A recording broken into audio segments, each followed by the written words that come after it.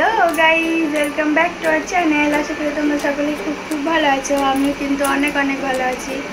তো আজকে কিন্তু রথযাত্রা, তো তোমাদের সকলকে শুভ রথযাত্রা।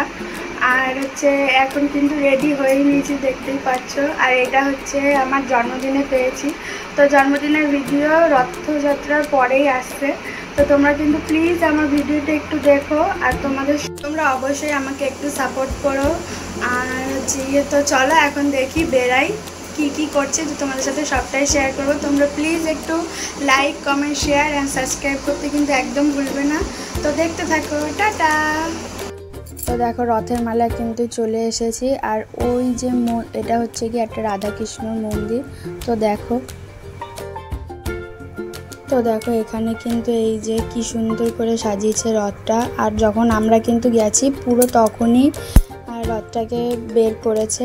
তো প্রথমেই কিন্তু আগে রথের দড়ি টেনে নিলাম, তারপরে প্রসাদ দিচ্ছিল, প্রসাদ খেয়ে তারপরে কিন্তু আমরা মেলায় ঢুকলাম। তো তোমরা পুরোটাই দেখতে থাকো, কেউ কিন্তু স্কিপ করবে। তো দেখো এত বৃষ্টি হয়েছে যার জন্য মেলায় কিন্তু তেমন একটা ভিড় নেই।